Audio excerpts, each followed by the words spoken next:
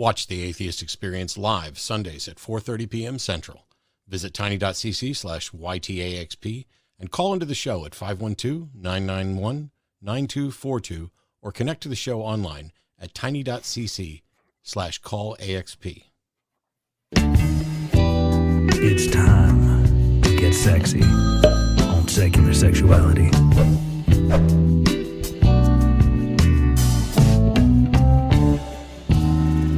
Hello, and welcome to Secular Sexuality, the ACA show with the tightest pants. I'm Christy Powell. My co-host tonight uses more cling wrap than a Dexter kill room. Welcome, Laura Magee. Well, hello. And here to collect her latex 5-timers jacket is our old friend. Welcome back, Miss O'Kissed. Hi, thanks for having me back. Always. Hello. So excited to have you back. Well, people, tonight we are going to peel back the layers on latex from head to toe. So if you've got any experience or you're just curious to tighten up your knowledge on it, give us a call at 512-991-9242 or tiny.cc/callsex because the show is starting right now.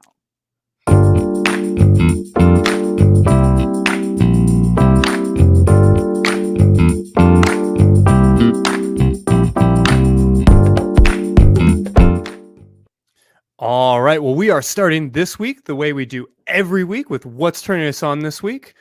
Laura, super glad to have you here. What's got you turned on right now?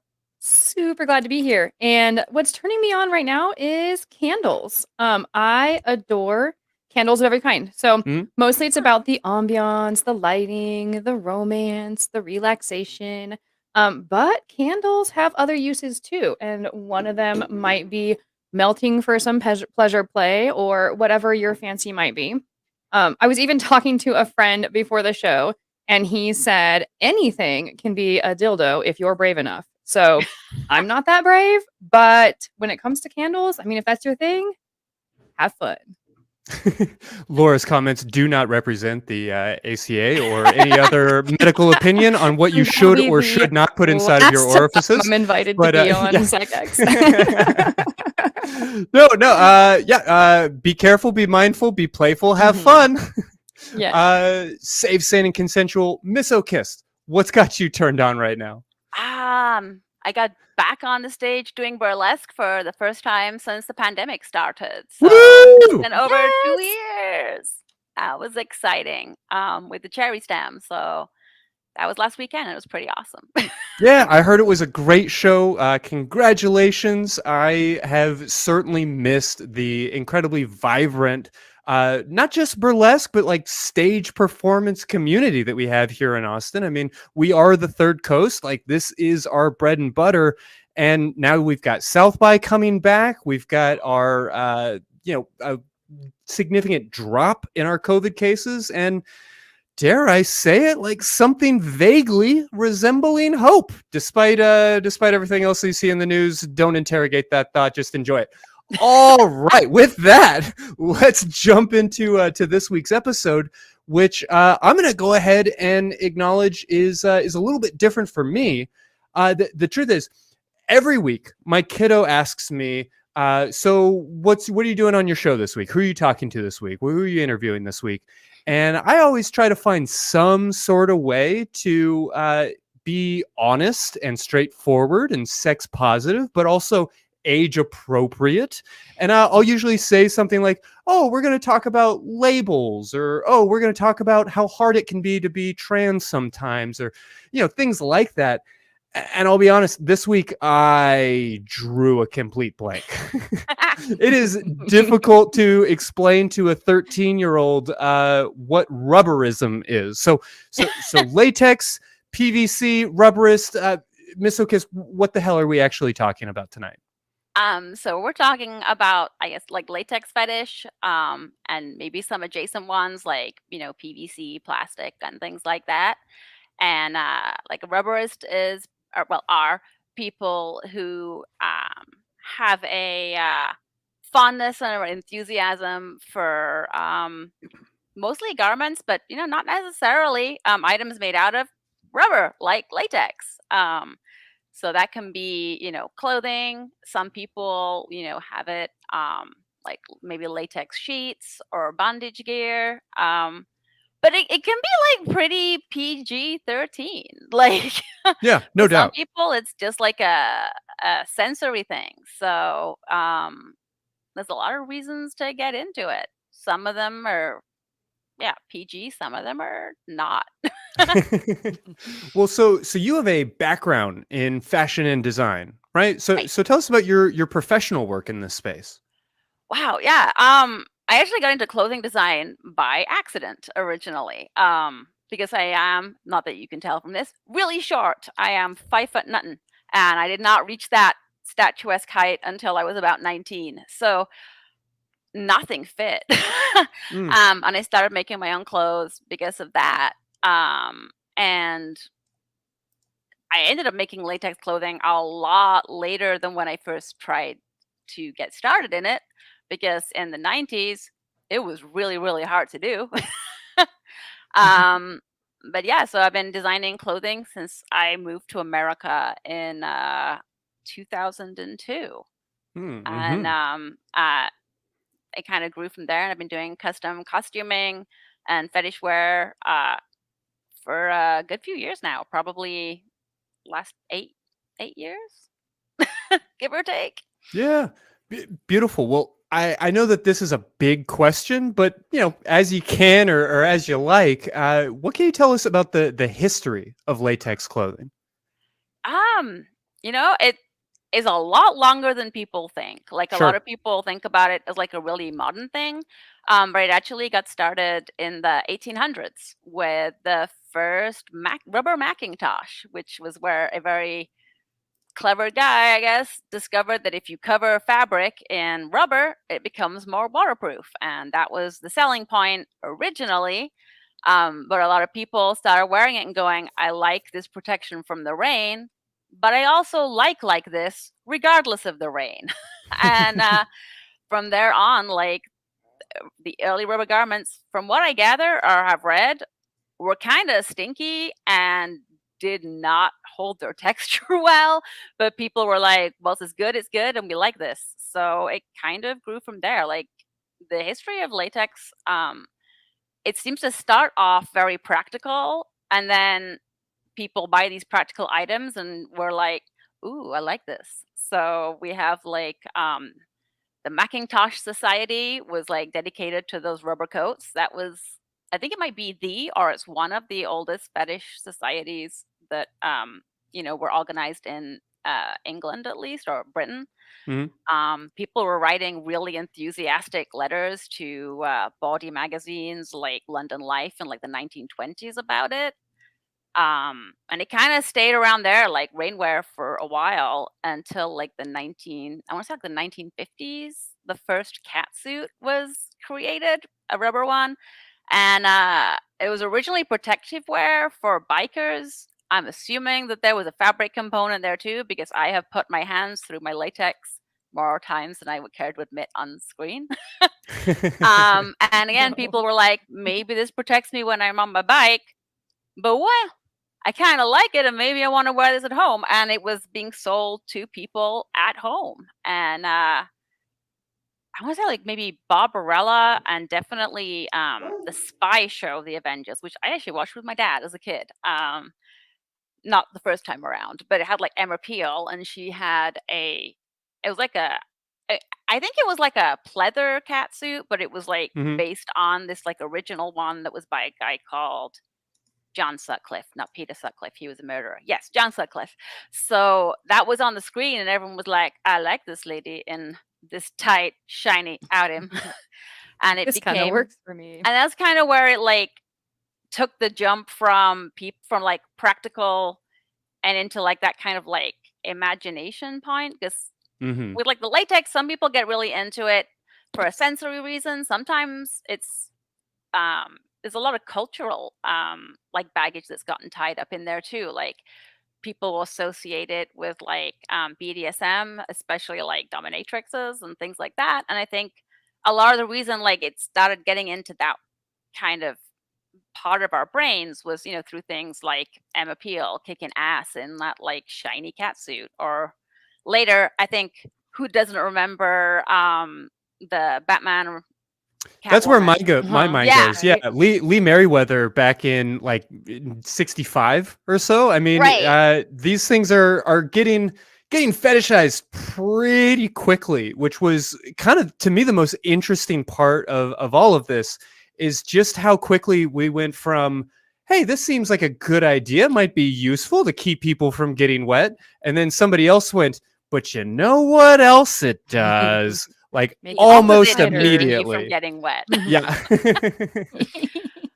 Yeah, it's like, was like everything, like, if you put something out there, people like candles. Anything's a dildo if you're brave enough, right? Like, you can make anything for whatever you want, but people will find other uses for it. And I think because like rubber clothing has such a really unique sensory like profile and experience, that's still what I think draws a lot of people. I don't know. I want to say like most people, but I don't know. Like, I think it's kind of like permeated into like fashion layers too. Like, it was big with like Vivienne Westwood and her sex shop with Malcolm McLaren back in the 70s, where like the punks were using kind of like bondage gear to like subvert, what was culturally acceptable outside the house. So it was like a shock tactic there. But I think like definitely the sensory aspect makes sense. Like, it's, I think, what pulled me in. No doubt. I yeah, mean, like,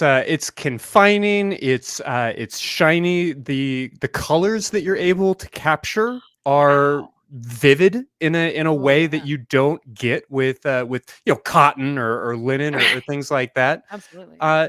I guess I'm curious to better understand latex as a fabric. That feels like a very strange question for my professional life to have Right. eventually guided me to. But you're telling me that you have like cut through it more often than you'd care to admit, and from what I understand, it's actually very difficult to work with.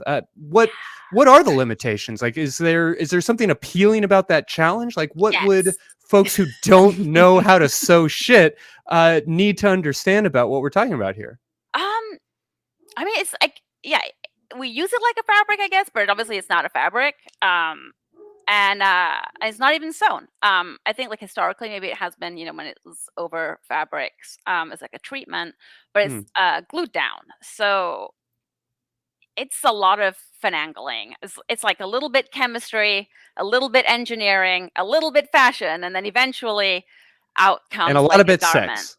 So, yeah. I was about to say, and a lot of exploration. Yeah. Yeah, Of like, what works and what doesn't. I spend so much time like trying out different like adhesive thinners and preparations to get everything like perfect, because I'm an obnoxious perfectionist, and I'm like, I need this to be smooth and no lumps and no bumps, and it has to stick forever, and I'm really paranoid about things coming apart, so it has to stick forever. And it was a lot of experimentation, and it's a lot easier now. Like, just all the colors you mentioned, you see now, it's kind of recent. Historically, people were getting it from like medical suppliers. I guess they'd make like sheeting for hospital beds, things like that, and that's kind of what people were using. Which is like, one of the suppliers I use has a color medical red, because I'm guessing it was one that was used in the medical field. So you had like black, I think like a reddish color, it's kind of like an orangey reddish color, maybe white, but there weren't really a lot of color options. That came, yeah, I don't know when that started, but I fairly like recent, like maybe the 90s, like late 90s was when that was starting to happen. And I love the colors. It's great. Like, everyone wants classic black, and there's a lot of good reasons for that, but Sure. there's something real fun about like those like perfect saturated colors that are just, it's just like all the same, and it almost looks like a drawing. It's great. Hmm. That's what I was Yeah, gonna say. and It almost looks like digital art. Yeah. Right. no, exactly. There's something inherent about the shine to it, and I know that we're going to be poking around the edges of the kind of unique sensory experience here, but it's worth noting that there's almost something like a ASMR like visual quality to the Yes. nature of that shininess. It's hard to describe. I'm not really sure what the terminology would even be here. Yeah, that's how I describe it to a lot of people, actually, because not only does it have that visual appeal too, but it also has that like sound. Like, I think latex has a great sound. I love the sound of it. It's awesome. I was looking like one treatment that means it so you don't have to use lube, and I was like, ooh, and like, but it doesn't make the sound and it doesn't smell the same. And I'm like, I'm out. Fake bullshit. That sounds cool and all, but whoa, what cost? But it has like a great like crinkly sound. So for some people like that, I don't know why it really pisses me off on ASMR videos. It really irritates me. I'm like, but on latex, I'm like, yes, I'll have more of that, please. So it has a really, and it's like, I mean, they say it's like a second skin, but it really is. Like, one of the things that surprised me with it is how cold it can be. Like, it can get really sweaty, but it is the temperature of outside. So you can be wearing like a lot of it, but if you go outside and it's 18 degrees, congratulations, you're 18 degrees and very well clothed. It's like, so it's like, yeah, you feel like your environment a lot more, which is kind of interesting. And because like most fabrics, when they stretch, you've got like a 4-way stretch maybe. So it'll go, warp, weft, that's it. But because like latex is rubber, it stretches in every single conceivable direction. So you can get a much closer fit. And from a fashion aspect, it's actually really interesting because it can be very forgiving or it can be very constraining, and depending on like how the thickness of it, you can play with all kinds of different things. It's really fascinating, I find. Yeah. Well, then, as a designer, what drew you to wanting to work with latex? Wow. I think originally just because I thought it was like the first time I actually saw latex in person was, I want to say, like 98. It was in like this weird little boutique that I used to walk past on the way to college, and they had a bunch in there, and it was aimed at like club kids because it was like a big rave scene, the city I was at, and this stuff was so cool. Like, when you move it, it has this great move on the hanger, and it made like this kind of like almost clangy sound. It was fascinating. And that was when I wanted to start making it, because I'm like, well, what can you do with this stuff? Like, because it's like nothing else I'd ever worked with. I could not find sheeting back then because I was looking at fashion sauces, and I should have been looking at medical suppliers apparently. So that came much later. But I think like for me, a lot of it was, I love the sensory aspect of it, but a lot of the way it's presented is in a very specific way. Like, it's very narrow. Got like the catsuits and everything else. But it's like this amazing material that you can do so much with. It's like, what else can you do with it? And for me, like, I liked trying to make almost like everyday clothing out of it, because that way you can wear it wherever you want to go. Like, you can go out to a restaurant in it, you can go out to HEB in it. Like, if you go in a full like catsuit with a hood, that's gonna be a little off-putting to people maybe.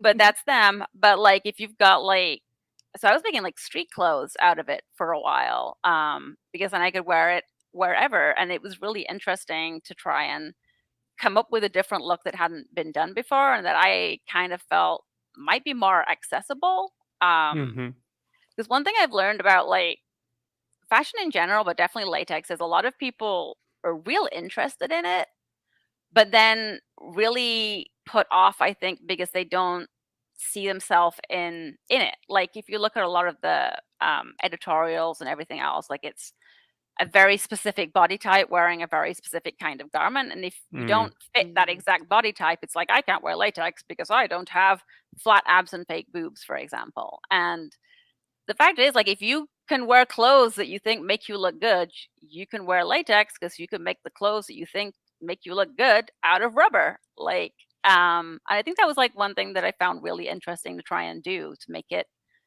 kind of open it up and maybe make it so more people felt like they could see themselves in it, and enjoy it without having to prescribe to like this specific gaze, that a lot of the imagery and everything else. It's a hard slog. Like, I am still trying to win people over on that. Everyone's like, I can't wear it because I am a size ... And I'm like, you can, because the thing you're wearing right now, you could wear out of latex. Like, I like that notion of everyday clothes, because there is something kind of inherently transgressive, I think, about just wearing latex out in public. In the same ways that, not everybody with a leather jacket is automatically like a Hell's Angel, but maybe they are, right? Maybe, there is that sort of like, everybody in blue jeans isn't a cowboy, but you're sort of aligning yourself in this way with something that is kind of naughty or potentially nasty, depending on the framework that you're looking for. And I think that's one of the things that draws a lot of people in. Like, I mean, it was definitely why it ended up being used by like the 1970s punks, for example, was that like, it's not nice to have outside. And people were trying to like break down those boundaries. And I mean, when you see things like Jean-Paul Gaultier in the 90s, when, it was like underwear is outerwear. And like, I think we've been breaking down those sort of boundaries of quote unquote decency standards for a while, and I've definitely seen like a lot more latex in like high fashion like the past few years, maybe like I want to say like the last 10 years, but I've lost all sense of time. Like, what is I a feel year like at it was this the stage of 90s life? 2 years ago, and now Yeah. like there's people who were born in 2000 and they can drink, so it's very confusing. But like, yeah, like you see it a lot more on like the runways. People use it a lot in like music videos, and I think like some of it is like trying to catch on the cachet of like this taboo quality around it. One of the models I follow, who is an awesome artist actually, and she's just all around fascinating person. And I will have to get the name because I'm never sure I'm pronouncing it right. But Tess Karagi, I think, and she was talking about how like a lot of fetishists, social media contributions are constantly getting like censored. But then when someone exploits that same like taboo for profit or whatever, like same as like sex workers and everything else, like it's okay. And it's really interesting how like, because before you weren't seeing it that much in mainstream culture, but now you do. It's like real obvious when one side is getting shut down and the other one is not. And it's like banking on this taboo cachet without actually like putting anything in. And then when people are being Sacrificing authentic, for it. Yeah. it's weird. Fucking But posers. I also love that it's gotten kind of like, I mean, the more accepted it is, the more opportunities people have to wear it. Like if you're only wearing it at home or at certain like play spaces, that's really limiting. But if you can go out and wear it and no one's like, oh, like super pearl clutchy, maybe some places, I've been some places which have been real pearl clutchy, and because I live in Austin, I have a real weird idea of where that like bar is. That's super fair. That's a hard thing about this town to explain to the world, is that like Birkenstocks and shorts and a t-shirt are acceptable at board meetings and fancy restaurants, but like so is a suit at a barbecue. Like, right. Yeah, you can kind of get away with anything here. Yeah, I was out once with a friend of mine, and a woman literally steered her children away from us in Fort Worth. And I was like, I forgot. Like she was wearing like these, like I think it was like some sort of like weird Satan boot with like an inverted cross and a bunch of other shit on it. And I was like, right, that's not okay everywhere, I guess. Not Fort everywhere. Worth, they were like, no. But yeah, I think like it's definitely opened up more opportunities for people. And I think some people get in for the fashion, and some people maybe come in for that and then stick around longer because they're like, much like the people in the raincoats are like, I like this, but I also like this. And it's been kind of interesting to see more people wanting to get involved, actually. It's kind of cool. Well, and you talk about the taboo aspect of it, and I think a lot of times it is that aspect of people just not knowing, right? When something is sort of underground or kept hush hush or is not socially acceptable. So having people, especially like you, who are designing clothes that are just everyday wear out in public clothes, and even the fashion models sort of taking it up, to me that like that's really awesome and something to be celebrated, because it breaks down that taboo. And so that pearl clutching mom, maybe 10 years from now, will see somebody maybe dressed a little bit more freely and loosely, and she won't have that like visceral negative reaction about it. You know what I'm saying? Like, I it'll be a So little bit more acceptable, and also people might be more willing to learn more about it, right? So yeah, I kind of like the message that you have here about the taking it to the streets. And having said that, I did have a question for you because you had mentioned earlier about it feeling like a second skin, right? And right. you're talking in terms of just clothing, not in terms of like specifically a kink or a specific thing that you want to accomplish with it, but just as clothing. And Right. someone like me who has I'm really oversensitive to certain kinds of touch, and it sounds from the outside like it'd be really constricting and really terrifying. But the way you're describing it as a second skin sounds really comforting and sounds really like appealing. So I was wondering if you could talk more about just the feeling and the sensory aspect of it, since that's a word you've used like quite a bit so far. Yeah, like so latex comes in a lot of different gauges, which is like thicknesses. So some of it's like real thin, almost like a balloon, for example. And some of it's like really thick, which is getting closer to like a car tire. So depending on that is going to depend on like how constricting it is. But also like because like I say, it stretches in all directions, it'll contour a lot like your skin does. Like I mean, condoms are made out of latex if you think about it, and the point of that is all the protection, but it's you can kind of closely, I guess, forget that it's there. So it's a little bit like that, like it'll acclimate to the body temperature and the outside temperature, so you don't get that hot stuffiness like you would expect from it. And if it's kind of light, you can kind of forget it's there, to be honest. There's um a like an exhibitionist, voyeuristic aspect to all of this, to be sure. Right. Like the way that you are kind of hugging the curves, maybe even kind of smoothing over certain blemishes or maybe aspects of your body that you are simplifying, if I can maybe use that idea. And I just find that so fascinating, the notion of being like thoroughly fully dressed, there in a situation where maybe you don't even show any skin, and yet there's a sensation and almost even an appearance of being naked. And I think that's so sexy and so fascinating. It's really interesting. And I think a lot of people play with that in a lot of different ways. Because, like, for example, you get very used to this sort of oddly airbrushed media, for example. Mhm. So you got this like poreless second skin. Like it has that kind of like just super smooth and like you said, like blemish free and everything else free, which can be really appealing to a lot of people. And for a lot of people too, like there's that anonymity. Like I don't want to like liken it necessarily to furries, but it's actually a little bit similar for some people. Like I think that makes sense. you can play out this whole persona, which might be, I don't know, like a expression of yourself, but you can do it whilst being completely, your identity completely obscured, for example. So you can have the sensation of like being naked, but also not being seen. And there's a lot of aspects people like to play with that. Like, you can use it to change like shift to identities, bodies that are Mm. different. These people use like inflatables. You can inflate it, so you Oh, can yeah. enhance body parts that way. I've known a lot of people who like to play um, either with like a gender that they do not feel connected to, or one that they do, because it's a way to kind of get the body to feel more like it should feel, than maybe it does. So you can kind of like change things to be more, I guess, idealized, because we've all got that vision Yeah. of ourselves in our heads that we want.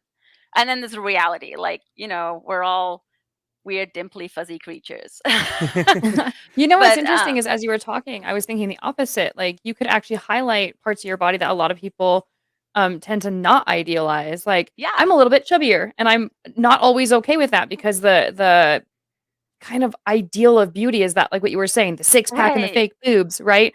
And that's just not me.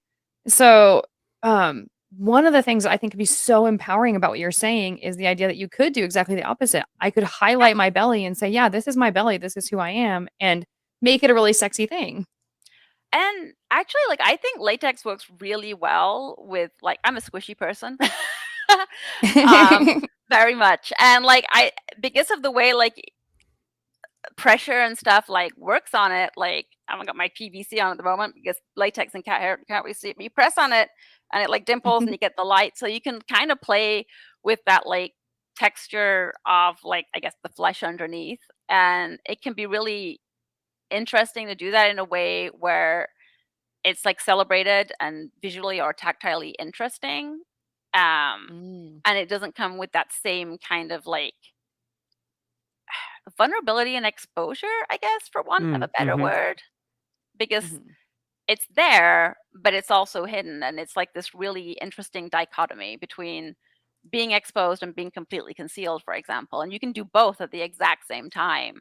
So like, I think for people who've got like an active fantasy world, latex can be a really interesting tool to explore that for quite a lot of people. Yeah, and the anonymity that you can be borrowing here, I think, definitely lends itself to not only exploration in that sense, but it can also be a little bit dehumanizing. There's definitely a dom sub aspect that feels almost like inherent to the fabric. I mean, I know that we are projecting that as we sexualize and fetishize these things, but there almost feels like an innate power dynamic when somebody is wearing latex that could almost go either way. It's strange to try and put your finger on it, but I don't know. What can you say about everything you see there? I mean, a lot of it might come back to like, again, Catwoman and Emerald Peel. Like it's got this superhuman quality that we're used to seeing.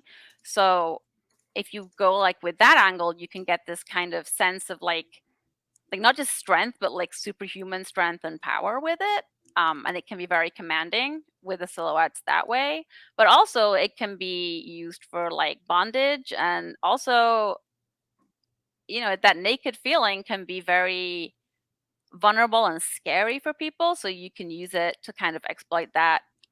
If you got someone who's, you can use kind of like an element of fear almost, like it's going to sound like the weirdest analogy, but do bear with me. There was an artist in England, and I forget the name again because I am horrible with names and only good with faces. But they created, like, you know, the two-way mirror. It was a public restroom, and it was all mirrored glass on the outside, but you could see everything when you were on the inside. And it was like this terrifying thing, you know, fear. Like you can pee in the middle of I want to say like Leicester Square or something. It was some People really aren't busy spot actually like that. seeing you, Yeah, but no you're one can seeing see them you. as if they are. And that is horrifying for a lot of people. And you can use latex in a similar way. Like it can feel very exposed when you're not. So you can maybe push boundaries that way that you wouldn't be able to push otherwise. Like, you know, if you're out, even at like kink events, like full nudity can be, you know, not okay. But you can still get that feeling of exposure without actually crossing those lines. Like I have one act and actually I have a few acts in it now. I've used this costume piece for so many, but I have a entirely transparent latex outfit that I wear for like burlesque sometimes, and it's totally legal and fine, and it covers all the bits it needs to. But like, you know, it's almost like it's not there, and it's like an interesting thing to play with. And I think people exploit that kind of element of vulnerability and power with it really well. Like there's like the bondagey element to it, which you can get with like the heavier gauges, and because it's so contouring, I guess, for want of a better word, like you can get it really tight. Like you can get leather so tight, but after a while it's like pinchy. But with latex, you can really immobilize a person with it in so many fabulously creative ways. And consensual. Yeah. And consensual ways too. Yeah. Back to that Dexter thing. Don't get any ideas to future lumberjacks of America. Right. Well, that's really fascinating. It's interesting to see the various different ways that it can be used. And so I wanna throw it out there to the audience. If there's anybody who has any questions about latex and its use, or if you have any stories to share, like that would be fascinating to hear other people's experiences with latex. Because I'm really turned on to the idea of just exploring just the conversation of it at the very least. Anyway, our lines are open. So if anybody out there wants to give us a call, it's 512-991-9242 or tiny.cc/call sex. But in the meantime, let's take a really quick break and cut to the commercial about all the different shows and what you may have missed this week if you missed any of them.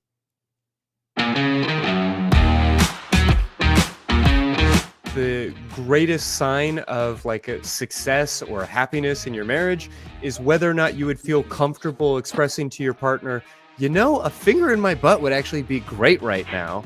Said, take me to your leader. Who exactly would you take them to? Greg.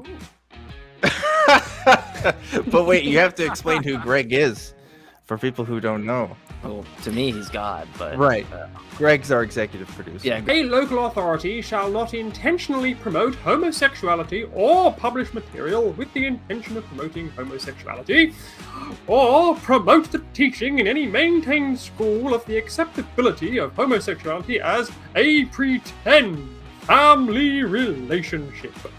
Honestly, you guys haven't learned anything from the Bible. You know what, Grant? I don't think you've learned anything from history class. I'm going to go ahead and leave it right there. Learned anything. The whole hang-up that you have for the moral argument getting to the existence of God, if it's just independent of God, you don't need the God.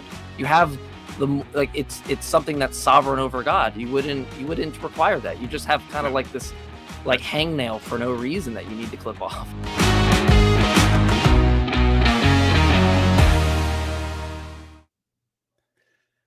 Note to self, be very careful when you talk about your butt on the air. My bad. Everyone learns that the hard way. Well, we kind of alluded to it, but I am just fascinated by the fact that this latex culture is in many ways like one of the oldest currently thriving, kind of consistently oriented kink cultures that we can like trace back very specific roots with these organizations that have been around, some for 150 years or more. What can you tell us about, I guess, latex culture and how that might differ from leather culture or kind of kink in general? This is all so fascinating, but maybe a little bit confounding from the outside. Honestly, I think one of the big things is because it's like, I mean, the first Macintosh came out in 1820s. I want to say like 1824. That's got a long time for people to play with things. And I think like it is vast. Like I've got some friends who are into like leather culture. But I don't know that there's quite as much you can do with it as like latex. Because if there's a thing you like or are into, there's probably some way to use rubber. And I think that's one of the things I find fascinating. Like some people have, like you said, like an exhibitionist side and spend a lot of time and effort trying to come up with these like incredible ensembles just to be seen in. Some people use it as like a privacy screen. And you can find events for pretty much all of that mixed together and, you know, separate. Like sometimes people might want to just wear it to almost like a cuddle party type thing, because you've got that like, it's like an element of touch. It's not necessarily even always sexual touch, but because it's like a heightened sensory experience, like people might have events or do have events that cater to that. So it's more about like getting that kind of touch connection for some people. Sometimes it's like almost like drag, like it's got this kind of like ballroom culture, like kind of strutting your stuff and showing this side of yourself. It's a great way to like accentuate that. So you've got like events where like maybe like Torture Garden, even like there's a really big one started in England and is now it's been going on in America for a while, but more so lately since one of the founders moved here. And it's like an event where people like go to show off their most, I guess, like extreme sort of fashions and looks that they can come up with. And it's wild to watch. I'm like, there's so many amazing outfits. And just from like a people watching perspective, it's great. Some people will wear it completely in secret. Because like, again, I mentioned the sensory aspect a lot because it really is big. So some people want that and it's a very private manner. So people will wear it under their street clothes. So you have the feeling, but without anybody knowing. It's not like a shared thing. It's like just this private thing that gives like either comfort or thrill or excitement. Like there's like restraint devices like back beds where people can use like the power of vacuum and the airtightness of latex to kind of get people like stuck in that. So sometimes people will get more into like a bondage type situation with it, and that's purely the interest there. Yeah, that vacuum pack notion of latex, a little bit like excites me. Yeah, same. I'm Because like, I don't believe I could breathe, but Yeah. people do because no one, a lot of people haven't died. Maybe somebody has. Something goes wrong all the time, everywhere. But like, yeah, like people do it all the time, and it must be fine. But the idea is very claustrophobic and terrifying to me, which I guess is probably the whole point. Yeah, I think that really is the appeal. We want to be tied down because we don't want to be tied down. Like we want to be hit because we don't want to be hit. And even as you were talking about the, like creating streetwear and normalizing and everything else, I keep coming back to just the transgressive nature of all of this and the ways that, you mentioned ballroom culture, taking any regular everyday kind of item and making it out of latex almost forces that item into like this new context, and it's terrifying and exciting in that way. I think it is. And I think it's kind of neat. Like, I ran into like a while ago, I have an act. It's like a latex clown act with balloon popping, which got me very firmly acquainted with the lunar culture, which is people who are super into like latex balloons. And I find it fascinating because they scare the shit out of me to balloons because they might pop. And that's why they're so exciting for some people. And it's like this weird anxiety that you can get with it. And I was like, oh my God, that is so interesting. So it even extends into that, or medical fetish. Like if people are kind of into that kind of thing, it has a big crossover there. Because like I said before, it was medical supplies originally. And I've even seen like age play getting involved, maybe more with like the PVC than the latex. But people have a lot of associations with different materials, and because we're used to like the idea of latex or leather, people like have been making like associations with these like materials for a long time, like Victorians and boots. Man, everyone still loves boots, but the Victorians really got into that. Like, and it's really interesting how people, it almost seems like innate to us as a species to be like somewhat drawn to these things, because as soon as people can make it, people are like, but we can enjoy this by ourselves, right? Like, Yeah, let's and I rule find 34 that that shit. fascinating. Yeah. Like, I'm completely asexual, and still I'm like, this is so interesting. In fact, latex was one of the big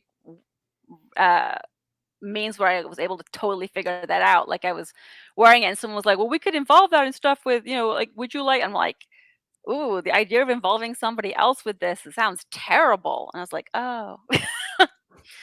But it's, yeah, I mean, people, like the culture is really interesting. Sometimes it's like quiet, sometimes it can be very like intense in like really like intense like BDSM scenes, or it can be like people who are almost recreating old Miley Cyrus MTV video outfit. Like it's really, there's probably a pocket of like rubber culture that would fit almost anyone who wasn't allergic to latex.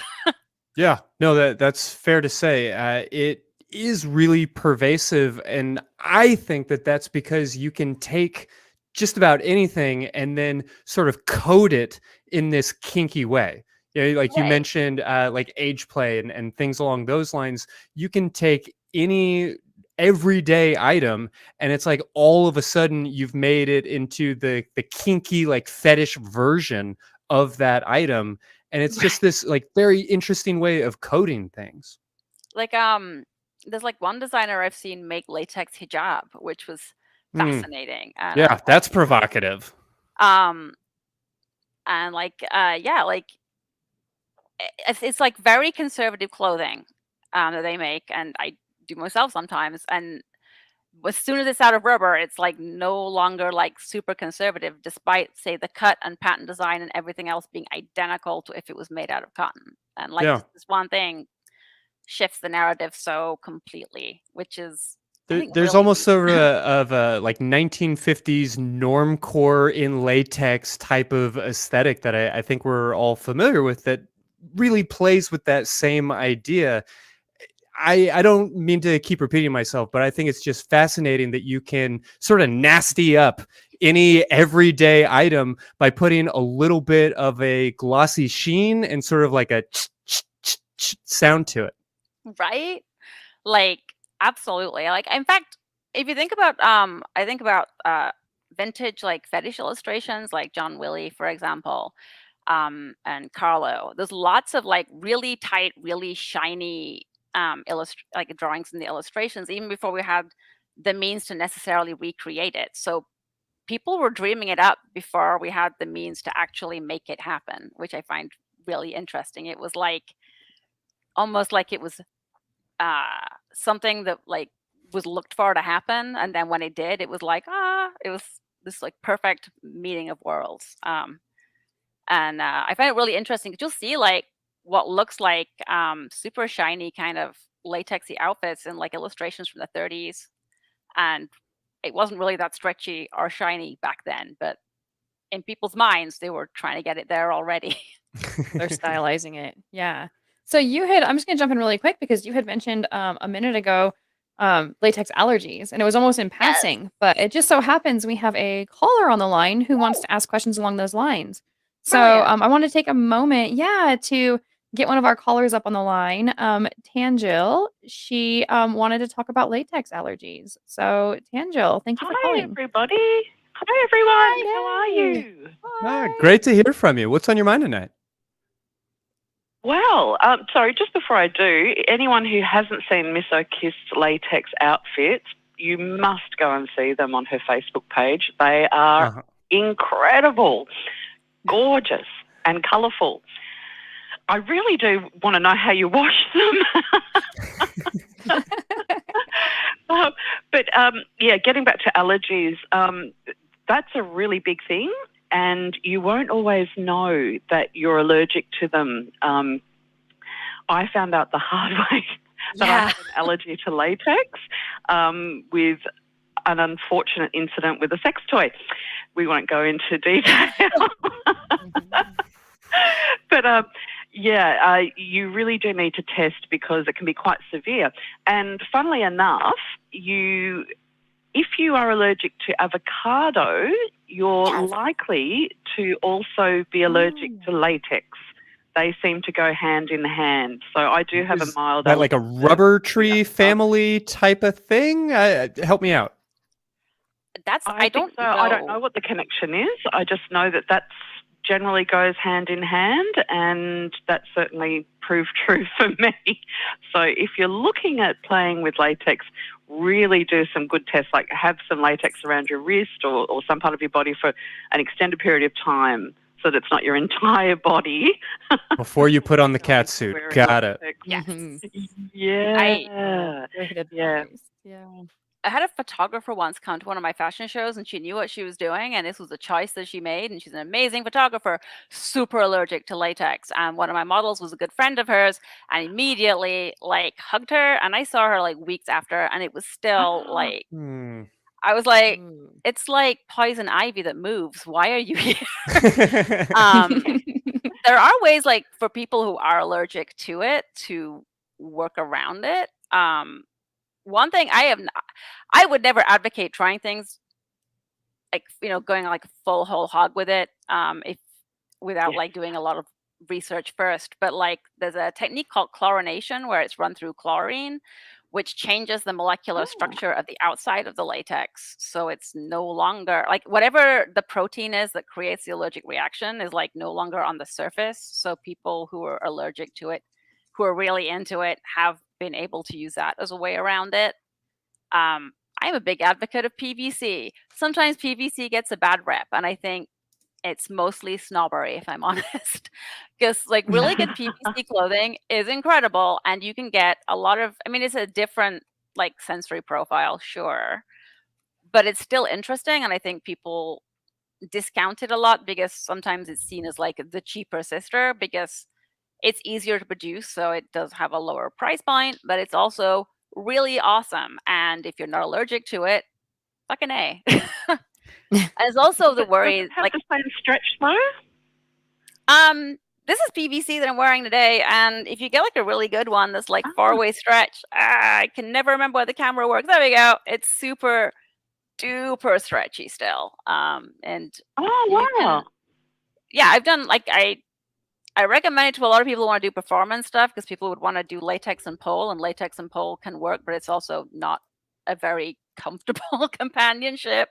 And I think and honestly, like PVC can be really fun, and it is not related to avocados, so that's kind of cool. And I believe like latex allergies can develop over exposure and time too. So even if someone was not allergic, they can get there. I thought I was getting allergic to it. It turns out I'm allergic to talc, and talcum powder is on the surface of a lot of stuff to like, keep it, I guess, like basically for storage. So I got all this sheeting and I was getting really sick, and I thought I was allergic to latex, but I'm actually super allergic to talc.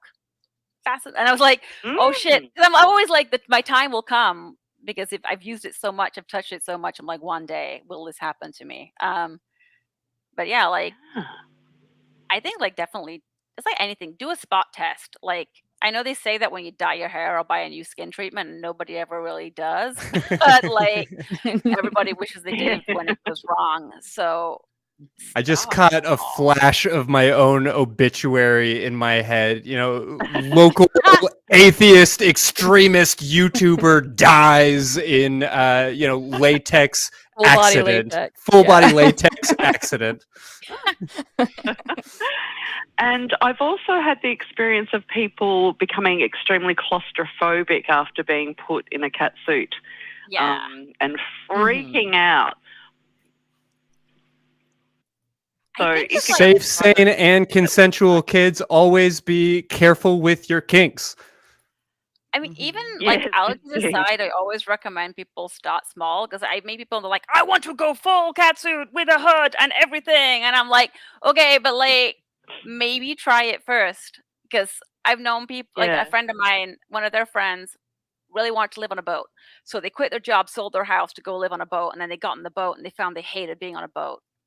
But like, you really want to learn you hate boats before you decided to live on one and that's your home now. Like, I like to just try things small. And yeah, like maybe try a band if you're worried about latex allergy. I mean, I guess like condoms is a way people tend to discover that they're allergic to it, or like medical gloves. So they've mostly switched over to nitrile. So you can try like really mundane objects. You don't even have to buy anything to test for allergies, like specifically fancy. You could just get some rubber like latex gloves from HEB. And that's like a real low bar tester. And something like shots is a good way to find. Oh, sorry. After you. No, sorry, keep going. I was just gonna say, like, trying something like a pair of panties or shorts. Like, if you feel that is really confining and uncomfortable, you're probably not gonna like being completely covered in it, because like it doesn't breathe. Like, because a lot of respiration comes through the skin, and it does not let that out. I had a pair of stockings that self-inflated once because I hadn't put the holes in them yet at the bottom, and I have to keep like venting it because like it was so tight, like any like CO2 that was coming out of the skin was getting stuck there. So like the claustrophobic feeling can be really intense, because especially because it covers everything and your skin literally cannot breathe. So yeah, it can be kind of uncomfortable. And I've had some of my models are like, I don't like this. And I'm like, that's fair. Well, which is, again, I think part of the appeal is how unappealing it can be and how appealing that can be. I mean, everybody's experience is going to be different. I think the good thought here is try everything twice.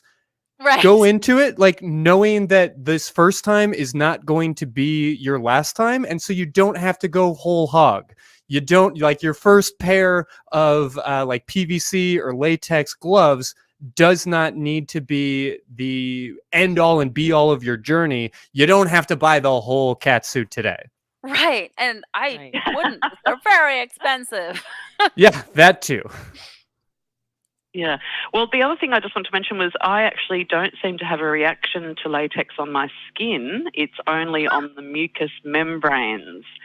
So be careful where you test. That is a really good point. Some people have respiratory ones too. Like, I don't know exactly how that works, but like, I've known people who are allergic to just being around it. They can't even be in a room in it because like breathing in something from it triggers it. Like, that's like a really intense one, and I feel bad for that person because, damn. Yeah, but that also goes for the latex sex toys. Butt plugs are often latex, and that is not a fun experience if you're allergic. Ooh, Not the best way to find out. Yeah, I'm not going to say one more thing about that. But really, like, I appreciate the call though, because we had gotten so far down the line with talking about latex in general and talking about the potential dangers or things to look out for. That's really, really important. So I appreciate the call, Tanjil. I'm really glad that you took the time to have this discussion with us and to kind of get this part of the discussion out in the open. Not that we didn't say anything on purpose, but I'm glad that you brought it up because it was something that we had overlooked in our conversation. So yeah, we have another caller, so we're gonna be moving on now. But Tanjil, thank you so much for calling. Thanks, everyone. Bye. Oh, great to hear from Bye. you. You have a great night. Okay, we have Ashley from California, and she wants to talk about, or they, it's any pronouns. So I want to be still respectful of that. But they're talking about being resourceful with latex and leather being expensive. So Ashley, thank you so much for calling. Hi, thank you so much for everything that y'all do. It's incredible. Yeah, no, I want to start out with a little story first because I really, what the last caller was saying really hit home because I met this person and they were showing me some pictures of some like kinky latex things, and one of the things was a hooded mask that went all the way over your face and head and was like tight at the neck, and it had like a bubble on the front of the face, so when you breathed in and out it would expand, and it had a very small hole in the latex, and that was something that I was like, oh my gosh, like, but I never ended up going over there, but it was just exciting to think about maybe using, but at the same time, if you were to put that on and then for some reason didn't want to be in it anymore, like I could imagine that kind of being a process to get off, and like, you know, so that'd definitely be one of the more advanced things to try. For sure. Breathing is important for definite.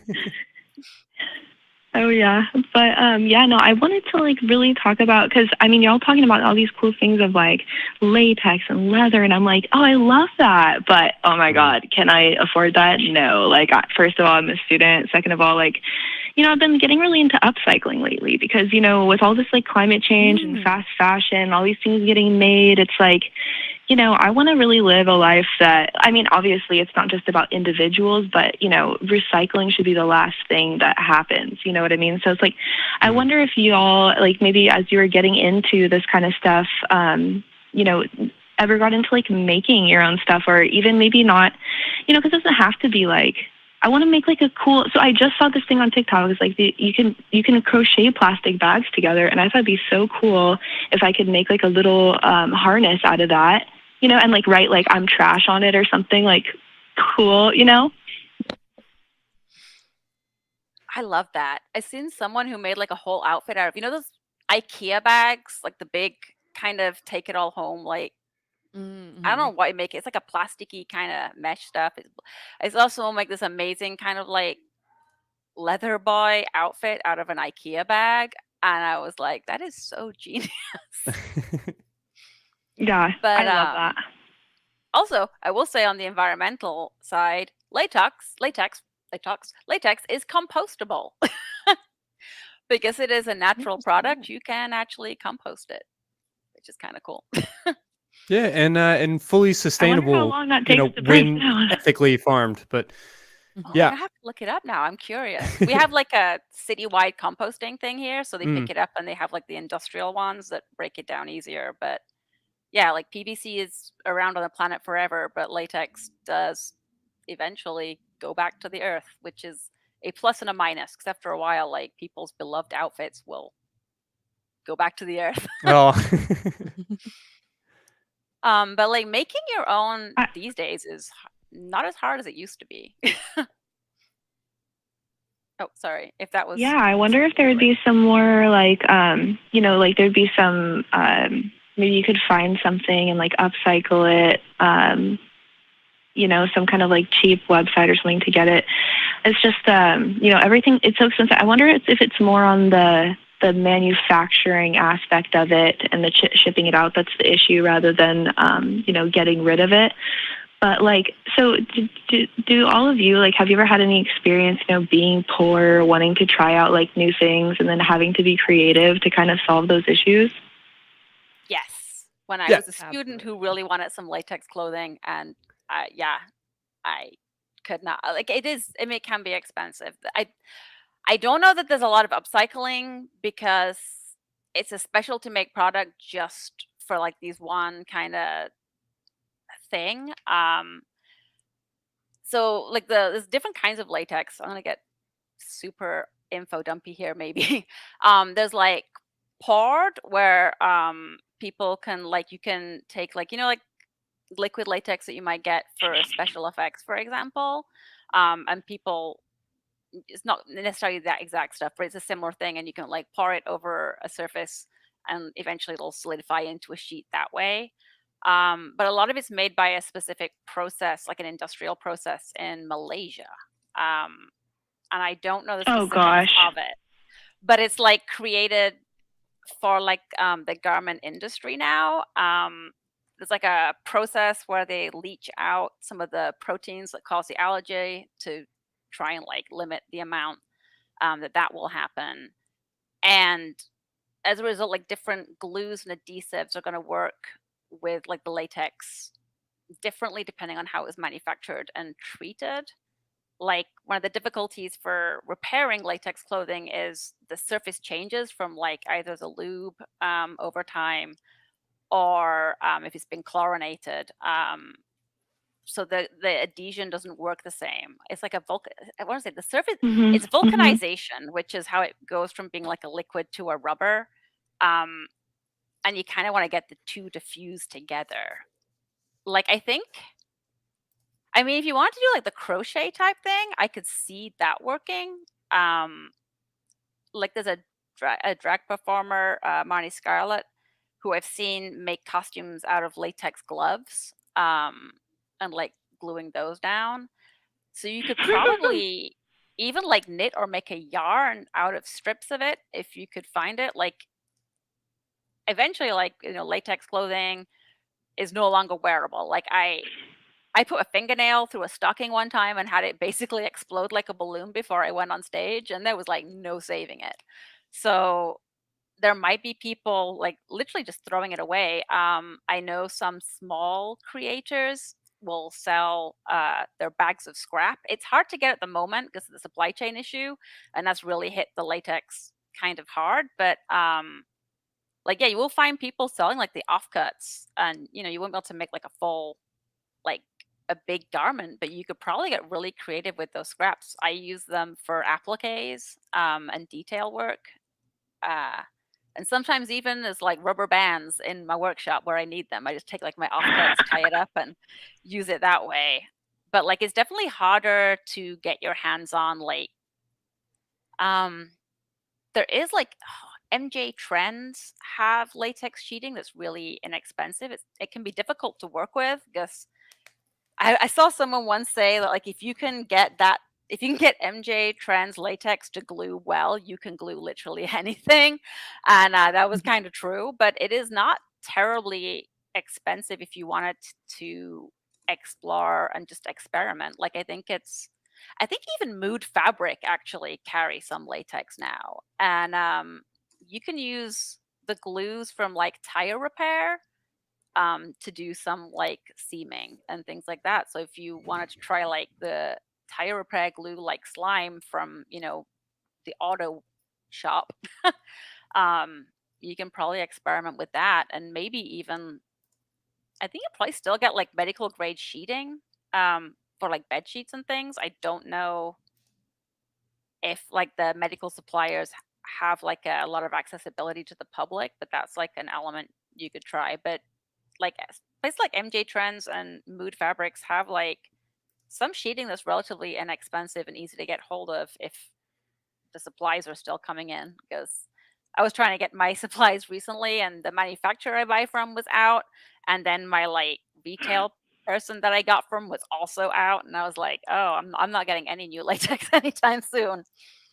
But I've seen like this one Japanese designer, and I do not remember the name at all, and they use car tires with it. Like I've seen people use like old bike inner tubes and tires to create like clothing and accessories that way, which is really interesting. You can pour liquid latex onto, like I say, like different surfaces, but if you use like something that's like a porous surface, like a plaster, you could even mold it and create like accessories and things that way if you were like looking to get really creative and make all kinds of weird stuff. I was looking to like develop my life into this new craft, is what you're saying? I mean, like I did some experiments. I started making my own latex lace using liquid latex that I had after Halloween. And I was like using that in some cake making molds originally. I ended up all cutting it so you can. I've been using like I love waste. Like I always collect all of my little like scraps from everything and see what I can do with it later. Like I turned an animal cracker tub into a smoke machine cooler to make low-lying fog. Like I love using bits of like what would be trash and giving it a new lease of life. It's like fascinating. And I might have weirder trash than most people. But No doubt there. I'll go ahead and acknowledge for my part that I struggle to properly stitch a button or sew a button on. But we did do an episode a couple of years back with some friends of the show from Forbidden Fruit, and they gave us a number of great ideas for how to create for yourself your own like homegrown upcycled sex toys. So I'll make sure to include a link to that episode in the show notes for this one. So I love it. Oh my gosh. It's like how to garden a cucumber or what? I've seen like you know, like the little wires that they use for like bikes, you know, like bike brakes. It's got that kind of plastic coated wire. I've seen people make some brutal toys out of that. No doubt. I mean, if you're brave enough, a cucumber, a bike spoke, I mean, anything. Yeah, I don't know if you guys remember, but there are these little like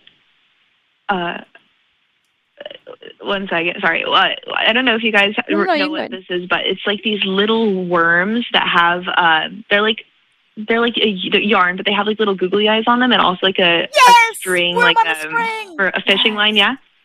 So yeah, worm on a string. Someone I saw was making like little floggers out of those. You know what I mean? It doesn't have to be like expensive and like latex to be fun and sexy. You know, that's what I'm trying to get at. I know you're the latex queen and everything, and that's incredible. But you know, for us out here that we don't have that kind of bread right now, and I don't have all the equipment to make that stuff. You know, just getting creative and like sexy with your partner. You know, just a little something. You know. But that's yeah, why I like PVC so much. a lot. Like I have my latex stuff, but I still use PVC a lot because I mean, you can buy it from Joann's in the sale. They have it in the cosplay section now. Like it is really abundant. I hate buying new stuff. That's the only thing.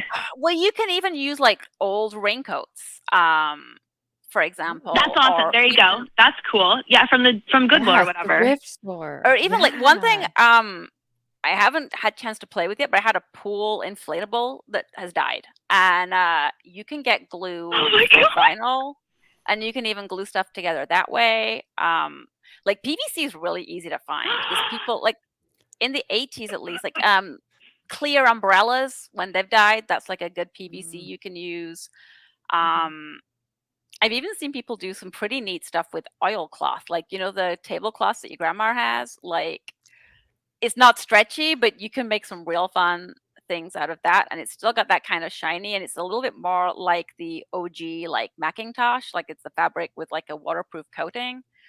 But like I mean, people are throwing away so much rubber, like so much good stuff made out of bike tires and car tires. Bike tires are a little more pliable, but like you can have some fun. Like you can use rivets on that; it's not going to tear. And yeah, like this, the shiny sky is the shiny limit. I love it. And even yeah, no, totally. Well, thank you guys so much. Yeah. Yeah. Thanks Yeah, for calling in, raising the right? topic and calling in. Yeah. Yeah, absolutely. I just want to do a quick shout out to this Portland craft store that I went to. It's called Scrap, and if you go there, there's just like buckets of like all these different like materials that people have donated that they would have rather like thrown away. There's like buckets of like popsicle sticks and buttons and all this, and it's like you could go there and get it for so cheap. There are resources out there you could get some cool stuff. So anyway, thank you guys so much. You're incredible. We have one of those Thank here in you. Austin, Creative Reuse. And the stuff they have there is bonkers. Like I was there and someone, I guess, had just donated bisque doll molds, like, for like slip casting, like porcelain dolls, had all the parts and all the molds. So you could make your own porcelain dolls for like almost nothing because they were selling these like real specialty molds there. And I bought a bucket of popsicles because I use popsicle sticks for so much. And I was like, 50 cents for all these popsicle sticks. So anything can be fetish wear if you're brave enough and know how to sew. Is that kind of what I'm getting here? Pretty much. Like I've seen people make it out of some weird stuff that I would not have thought of, like the IKEA bag. And I'm like, that's genius. Or old seat belts, because it's super strong. Yeah. I've seen people do really good stuff with like old seat belts, and I think it's bad. I love using. That's some bondage gear that'll work. But, I mean, a lot of this, like being trapped in a like confined space with very little airflow and building your own like fetish gear. I know a lot of this can seem really intimidating to the uninitiated, but do you have any advice for an inspiring kinkster who is just sort of curious about some ways to use latex or to incorporate it directly into their sex life?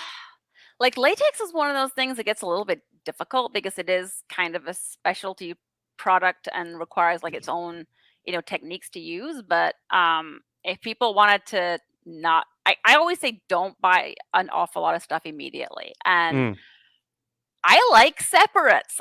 This is the thing that I will tell everybody for fashion, costumes, everything. And I will always preach separates. Like if you've got a skirt and a top, you've got so many different outfits. Whereas if you buy a dress, you've got one. So like investing in separates means that you can mix and match things and your collection only grows. Like if you've got all separates, next time you buy an outfit, you can mix and match those pieces again. And you have like infinitely more. Like it's like 2 times, 3 times, 4 times. And you can get so much more bang for your buck that way. Like the desire to buy like that one super duper specific single use piece is there, but like if you've got little bits, you can get so much more creative. And like I know that Home Depot is often referred to as Dumb Depot because there's so much shit there that you can totally do weird shit with. And you've got ropes, you got everything you need. Like there's so many things in just that people have around the house that they could use, like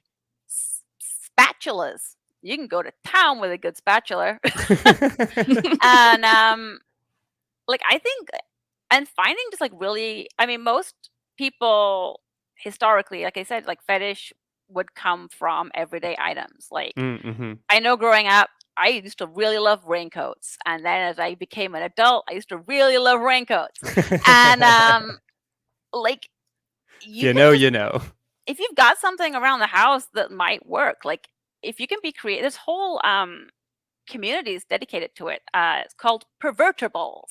So it's like convertibles, but it's pervertibles. And if you Google that, you will find so many creative usages for shit you have at the house. Like you can, like, even if you're not terribly creative yourself at coming up with things, somebody has. Because there's a lot of people, especially in the time of COVID, who have been stuck at home. looking at their house and their objects in it and being And like, well, what can I do with this? And it's Can been a I put great that time. inside an orifice? If it hasn't got a flared base, probably not. This is my friend who works at the ER and everyone else. If it doesn't have a flared base, don't do it. That is a good piece of advice. Any other advice in terms of what people should be looking for before making a good purchase? Is there anything that we should know about the quality or the type or the nature of our latex, of our PVC? Any quick buyer's guides?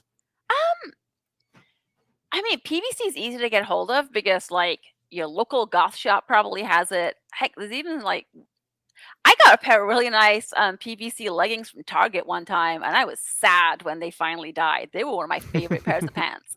So you can find stuff online. With latex, it's gotten bigger, and I know that, like, one of the companies, Radical Rubber, that I use, they are careful to remove like certain proteins to try and avoid allergies. I don't know if all manufacturers do that. So sometimes, like, if the price is too good to be true, there's probably a reason, maybe.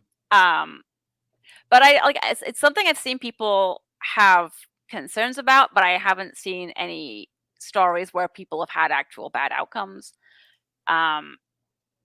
It's kind of like anything like wish.com. The amount of times people will show me this beautiful ball gown that they're going to get $50, and I'm like, yeah, that's not Sure. something for you. Sure. Yeah, we'll see how that works out for you. And those sites exist for latex now too. So if you see like a full catsuit for like $20, don't. I don't know what the catch is, but there's gonna be one, much like the Catherine Delish robe for like $20. That's not what you're getting. But I mean, like, there's a lot of people now making stuff on Etsy, like the small designers selling stuff. And sometimes I'll look at it and I'm like, I don't know how you're charging these prices so low. And I think some people are maybe charging less than their labor is worth, but some people are. But there are stuff out there. Like, there's not a lot of secondhand because, I mean, it's sweaty. So it can be a little personal, and I don't know. Sex toys generally, I mean, in this space, you might want fresh. But like, there's definitely different tiers. Like, some of them are very complicated and fancy and really expensive. But some of it's not. And if it's like a small thing, like you wanted like a lingerie set, that's a real easy place to start. One that I think is great, they're called mitts. They're like the little fingerless gloves that I love them. I make them for all my outfits. But they're not very expensive and they're on the hand. So it's a really good way to like try out like the texture of it. And those are real cheap. And you can probably even get like latex shorts pretty cheap. So like that's one way. And I will always expound the virtues of PVC. Even the really fancy stuff is not that expensive compared to latex because you can sew it. It's much more accessible for creating. And if you already home sew, go to Joann's. They have some great PVC there now. Or you can get it online. Like, and I say try PVC. People, like, some fetish balls are like, only latex, no PVC. And I think they're just being snotty for the sake of it. If I'm honest, like, I think it's a good place to start for some people. If the look is what you're interested in. And if you just want to like play with stuff at home, like, I don't know, maybe even TheraBands. I keep looking at my TheraBands after I break them from like my physiotherapy, and I'm like, could I glue you into something? The answer is I don't know yet, but I bet you could actually crochet or use it like a yarn. And now I think about it, like, if people are making weird like plastic bag yarn, you could definitely probably turn a TheraBand into yarn. Oh my God, now I want to knit a TheraBand sweater. That would be so cool. So maybe people should keep an eye on some of your Etsy shops. At the moment, I had some health issues, which has made it hard for me to be able to do latex, and I really want to make it again. So my Etsy is currently all Furbies because I've not been able to do the latex work, which is really bumming me out. But yeah, I mean, we've talked about this briefly on other shows, but I'll just say, if you are not familiar with OnlyFurbs, you owe it to yourself to just do a Google. Please. There's some fascinating, amazing stuff to check out there. But outside of Etsy and Home Depot and your local like scrapyard, are there any particular places that you would recommend curious shoppers maybe check out? I mean, a lot of like sex stores, like Forbidden Fruit, sometimes will have like latex selection. I remember one shop in Montreal that had a bunch of like polymorph wear, which was incredible. So sometimes like that's a place to start. And we are on the World Wide Web, so like online shopping is, a really accessible way. But if you want to try like something in person, I mean, you can try like the adult stores because that's where a lot of people get them. There might, like, I'm gonna say that there might even be like a latex store near you, but I think I just grew up in a really good area for that. Like one of the big companies, Cat House Clothing, I used to drive past on my way to swimming class as a child. Like, and maybe not everybody has these things in their neighborhood, like quite literally in their neighborhood. But like, yeah, like adult stores, even like fetish events, will often have them. Like, I know that like some of the fetish balls around here have like the vac beds and stuff that sometimes people can try at like different kink events. And like kink events are usually a good place to just find out what's in the area. I know there's like a lot of people doing like the latex stuff on FetLife. That was a place where I got a guy to admit they were wrong to me, which has never happened on the internet. On the internet? On FetLife? internet. Places? Jeez. Yeah, that's like my greatest achievement in life. I was like, I wonder if I could use this thing, and like, this will never work. And then I made something with it, and they were like, I was wrong. And I was like, holy shit. I got someone to say they were wrong on the internet, and it was a dude, and I can't believe this happened.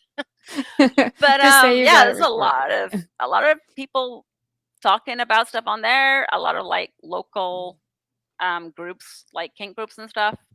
Austin is not a super latexy town, I had discovered, which surprised me because it's super everything else. Fair. But yeah, like if you're just curious, maybe just go to some events and meet people there. People love talking about their latex. I'll tell you, I do. And every time I go to anything, everybody else likes talking to me about it too. So like people will talk at length and probably know like if there's any good local places to get it, they'll know. And yeah. I think that is a piece of advice that we give all the time, but that is worth just really highlighting because it can seem so foreign. But right. You should be in community with your sexuality. I, as a therapist, I guess I hate that word should, but let me sincerely recommend, if you are in the most satisfying, wonderful, monogamous relationship of your life with zero interest in a new sexual partner, zero interest in exploring a new kink or getting into a new whatever, and you're incredibly vanilla and your sex life is totally wonderful and satisfied, I'm still going to kind of encourage you to be curious, to check out a munch, to find a meetup, to participate, even if it's with your close friends or with total strangers, that you're talking about sex with other people. I know that so much of our audience is going to roll their eyes at that advice, but I cannot stress just how valuable that is, not just for your sexuality, but for your relationship, for your basic general well-being. And I'll say, Yeah, like, no, I want to piggyback on that though, because like you have no idea how many people in your area are into a certain thing that you might be into, or how big a community is until you go looking for it. So you might think that you're the only one with a specific kink, or hey, I live in a small town, latex is not a thing here. Absolutely, you'll be surprised. Yeah, it's a thing. I promise you, it's a thing in a town of 20 people. I am not the most socially outgoing person. I will admit I have a lot of social anxiety. I'm autistic, which makes social stuff really, really challenging. And if, even if that's you too, and going, like, just the idea of going out and talking to strangers, period, sounds horrible. There are a lot of communities online which are anonymous, where you can like talk to people without having to like put yourself in a situation that is maybe scary or uncomfortable. Like FetLife is one place that people connect a lot. Yeah, there's probably like Facebook groups. I don't know, because like Facebook's real weird about stuff, but there's like a lot of online communities everywhere. Like I've got friends that I've made through like the fetish scene in like Germany. Our paths may never cross physically, but you know, these are people that I get to talk to about different things. So if you don't want to like put yourself out there, but you're still somewhat curious, like if you're watching this here today, like this is a great example of you're at home, I'm assuming, but and you know, I'm watching and you're not out and about, and you can find that for literally anything. Like like Christy said, like people are interested in it. And if you talk like the asexuality stuff, I thought I was the only person I knew who was asexual till I came out, and then everybody else who thought they were the only person was like, oh my god. So, and I was like, it's almost like the bold become the lightning rod for perhaps the more timid sometimes. So I really like the way you put that. There are like lightning rods online, and there are lightning rods in your community. You don't have to be one, but they're out there and usually pretty easy to find, and easy to find within your comfort zone. I love that. And speaking of ways of connecting, so now we're coming up to the end of the show, but I wanted to get your links out there. So I know we have a little picture up that has your links, so that people out there, if they want to follow your stuff or see what we've got going on with you, that they can follow you. Oh, I guess we don't have a slide. So Miss O, can you tell us where we can find you? Yeah. Well, missokiss.com is like my website. And I have links to like my social media. I have my old Latex account, which I have not updated in a while because I haven't been able to work in Latex for a while, but it has a lot of my designs there. My Instagram's on there too, that has like all of my a lot of my like clothing and images and photography work that I do with latex, because that's something I love doing too. So missokiss.com. It's my name with .com at the end. So that is like the hub for everything. Oh, except for OnlyFurbs. I need to put that up there. So remember that, missokiss.com and then OnlyFurbs. Yeah. Awesome. And then I also want to let everybody know how they can find us. We have a really great community and lots of ways of connecting, and lots of ways of supporting the show as well. So one way that you can catch all of the ACA shows is by going to tiny.cc/AEN podcasts. And that has all, like, it's an archive of all of our shows in podcast form. So anything that you didn't catch live, you can come back and catch all in one place. We also have on Facebook our Secular Sexuality fan group. And I frequent that page, and the questions on there are awesome. The conversations on there are awesome. It's not just fun, which it is, but it's also educational, and it gives people a chance to chit chat. Yeah. And like know that you're not alone, and there's other people out there that are answering the same prompts with similar experiences. And it's a really great way of just kind of seeing just how big of a community we really are. You can also, if you like to get into chat, either talking or texts, there's always our Discord. So there's tiny.cc/ACD Discord. And that's a great way also to get connected with people. If you're interested in purchasing any of our awesome merch, you can go to tiny.cc/merch ACA and check out all of our sexy secular sexuality merch. Last but not least, the people who do all the hard work and make my life so easy and Christy's life sometimes miserable. Yeah, no, great group of folks. No, amazing people. I'm the one who likes to storm in saying, like, why is everybody not in latex today? Like, we were supposed to be on theme. What is this? No, I'm sorry. It's Christy who makes them miserable. I get it. I forgot. Okay, sorry. Missed that one. Yeah, so I have our crew cam. So let's say hi to our crew really quick. Not a Hello, there we everybody. go. All right, we got something Ooh, vaguely there's the resembling some latex. PVC. I like it. Okay, and we couldn't do without them, so thank you, crew. Mm-hmm. Yeah, well, thank y'all both so much for being here. I am really curious with all of the ground that we've covered, from upcycling to dom sub relationships to allergies and everything else. What your takeaways are from all of this. Laura, let me start with you. What are some of the final thoughts that you'd like to leave the audience with tonight? You know what? I want to go with the curiosity angle, because I came into this knowing very little about latex, and I made a lot of assumptions that made it seem attractive to me to look at. Like, I love latex costumes, latex on people, just tight clothes in general on anime characters or video game characters, whatever. I love the sexy, right? But it just didn't sound appealing to me, the idea of being so constricted. But after talking to you, it's actually very fascinating. And it's something that I'm more curious about now than I ever have been in the past. So I just want to pass along that curiosity to everybody. If you think it's not your thing, that's totally fine. That's well and good. But it's kind of neat to get to know something that you didn't think you'd be into, because you never know. That's true. Fair to say. Yeah. Miss O'Kist, 5th time on the show. Super thankful to have you here. Wish to God that I had a blazer for you. Very much hope to catch you on stage soon. But in the meantime, what are the final thoughts that you'd like to leave with the audience tonight?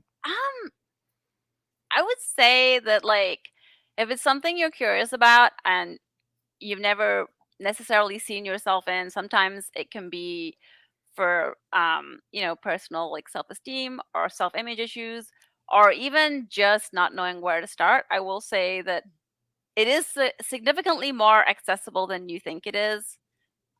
People of all shapes, sizes, genders, everything, get involved in this kind of thing. And the media representation can be very narrow, but the actual lived experience is really wide. And I think Great if point. you find yourself scared because you don't see yourself in what you see, there's a good chance you might see yourself in the things that you don't see, because the media is the media, no matter whether it's kink or cooking or fashion or anything. Like, it's not what any of our lives look like. And I think if it's something you're curious about, I think it's probably more accessible than you might think it would be. Well, for myself, I just want to continue to encourage people to be in community, even when it comes to your sexuality. And I say that not just because I plan on dropping a link to OnlyFurbs in the Secular Sexuality Facebook fan group, though you should check that out. We also have a number of Miss O'Kist links, as well as some great, interesting articles and research about the history of latex and rubberism and latex culture and all those great things in the show notes for this episode. But for now, I'd like to encourage everybody to snap on a pair of gloves, to maybe grab your favorite cucumber or bike part, and give yourself a big ol' orgasm. Or better yet, give somebody else one. Somebody else one.